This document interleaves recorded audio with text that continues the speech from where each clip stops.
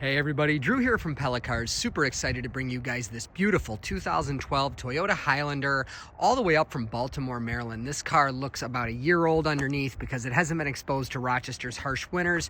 We will of course cover that in this video, as well as all its little cosmetic flaws it has throughout the outside and inside. And I'll show you guys some of the awesome features that make this thing probably the best midsize SUV of its day. So it's got 111,876 miles on it. They were all put on, again, in Baltimore, Maryland, which gets about 15 inches of snow per year versus our 120 inches here in Rochester. It was by one loving owner who took really good care of it, including it came about halfway through a genuine Toyota dealer oil change, and it's got expensive tires on it. Plenty of indication that it was very, very well taken care of. So as far as flaws go, up front, it's got some scuffs on the bumper and some chips on the hood. There's a little gouge in the bumper right there and right there. And the paint on the roof you can see, and on the hood is a little bit faded, as Baltimore also gets a lot more sun than, wonderful gray Rochester, New York. Pardon the wind. So the wheels are in excellent shape other than a little bit of staining. This side has a double door ding there and there on both doors, and it's a little bit more substantial there. It looks like they brushed up against something soft, hopefully not a person or a deer or anything like that, but maybe one of those parking poles, not sure. But you can see those three dings definitely stand out. There's some scuffs on the back bumper there and there. This is a great time to show you underneath the back. It's just absolutely incredibly rust-free under there, as you can see. We'll get some more shots of that. Hopefully, I say hopefully some of the clouds pass. I don't think that's going to happen. It'd be nice to show you sunnier setting just how amazingly clean this thing is. There's some scuffs on this door. The paint in general isn't particularly shiny. It doesn't look bad by any means, but if you spray it with water, it's much shinier until that water dries, and that's just because it's a little oxidized from the sun. Here's a good shot of the undercarriage for you. Just absolutely incredible. There's the rockers. You can see that's the cable for the emergency brake. Goodness, some of this stuff would just be missing on a Rochester car this age. Absolutely incredible. There's plenty of tread left on the tires, as you can see here and here.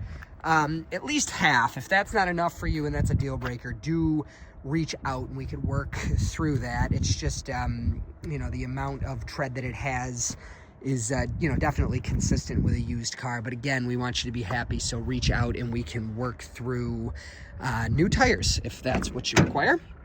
Inside is remarkable. So these things, if they get thrown to a super busy family that, just doesn't have time to take care of the inside, they can come pretty gross. We try to avoid that, and this one was definitely owned by either extremely fastidious, parents of younger kids, or it was, possibly a single individual or an older couple, because it is remarkably clean. And by the way, as a father of 4 young ones, I certainly am not taking shots at anybody. I know how it goes. Just not usual to find family vehicles this clean inside is what I was getting at there.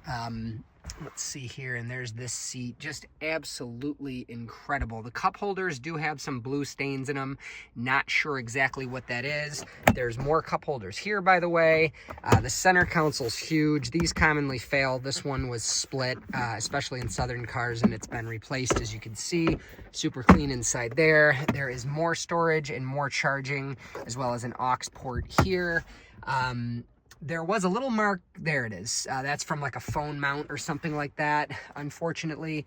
But other than that, just extremely clean inside here.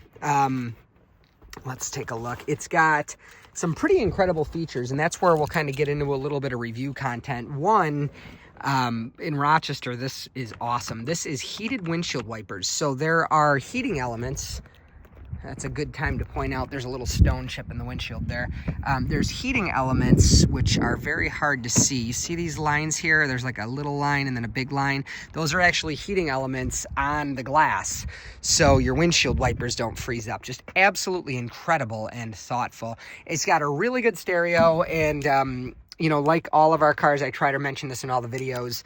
You can, it's like $16. I can post a link in the description, or you could just ask me about it if I forget, to a little gizmo from Amazon. You plug in here, and then your phone connects to it, and it connects to the radio through an FM signal, and then you've got Bluetooth, because this car doesn't have it. But it does have cruise control. It does have side curtain airbags, all 6.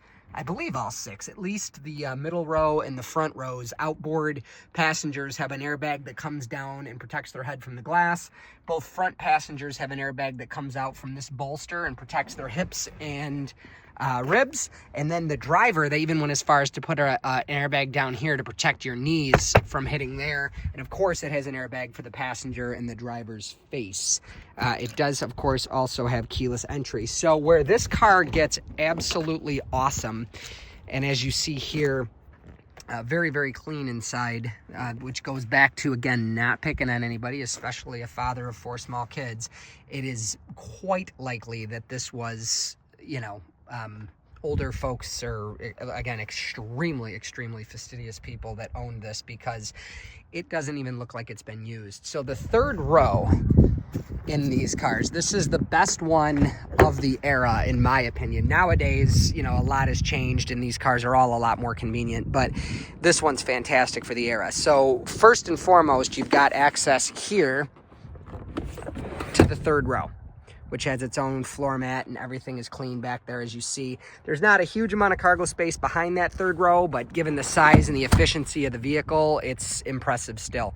So that's how you get to the third row one way. Another way, if I can find the lever, let's see here, there we go. Another way is to go over the center seat here. But to take it further, Toyota designed it so this center seat actually comes out.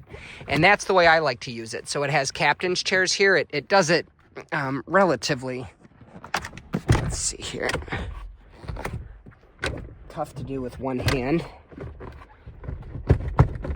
We'll come back to that. Hang on one second, actually.